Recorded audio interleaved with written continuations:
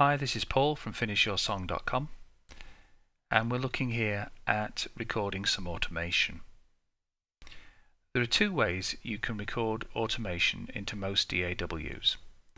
One is to write it in manually, and the other is to record what you do as you do it.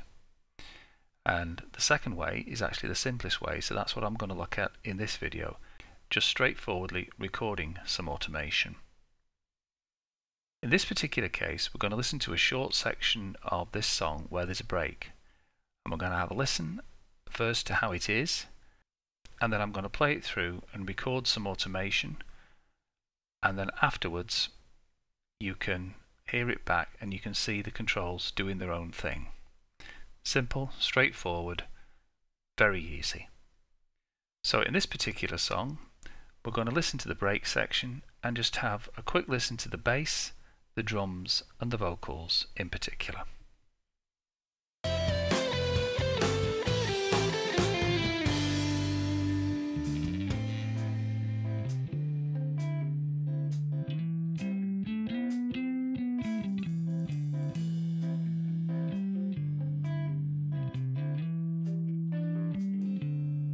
I am so tired. Forsaken dreams is what you gave to me. You're just a liar. Always makes me want to try. Okay, so it's a good break, but there's not a lot happening.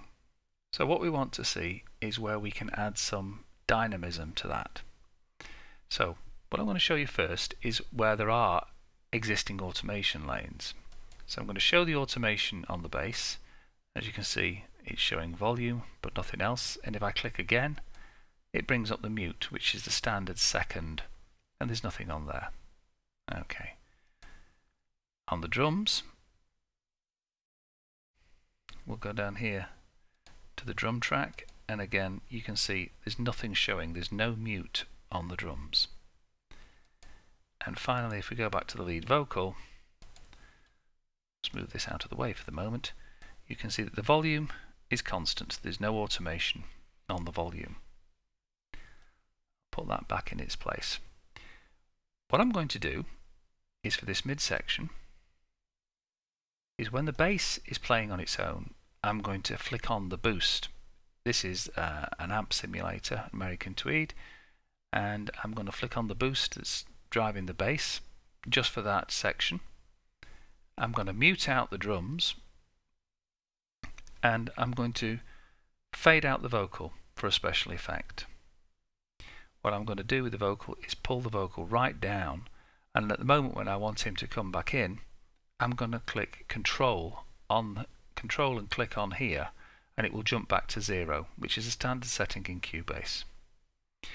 Okay, so to do that, all I do is put Cubase into global right. Everything goes on, and I just do it.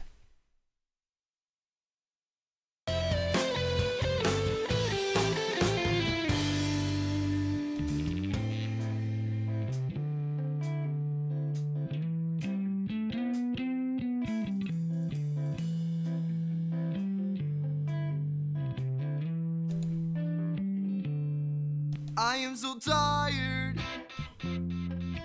Forsaken dreams is what you gave to me. You're just a liar.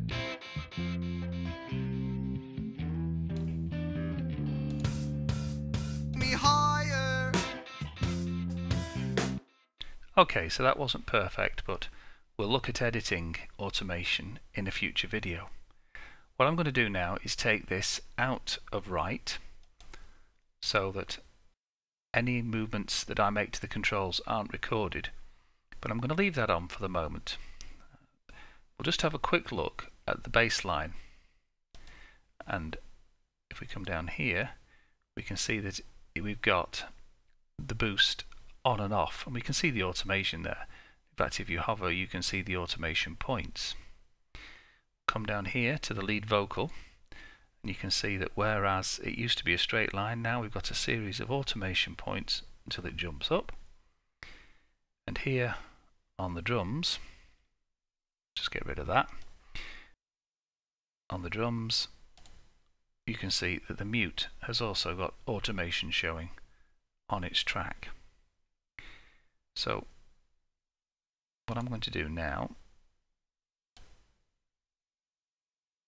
is leave these so that they're exposed. We'll just go back up, get the bass line inserts, just open that American Tweed back up, go back to here, and now I'm going to play through again, only this time I'm just going to let the controls do their own thing.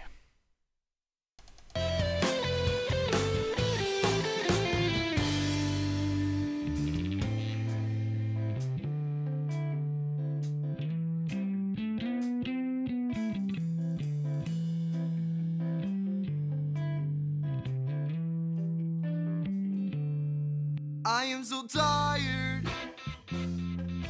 Forsaken dreams is what you gave to me. You're just a liar.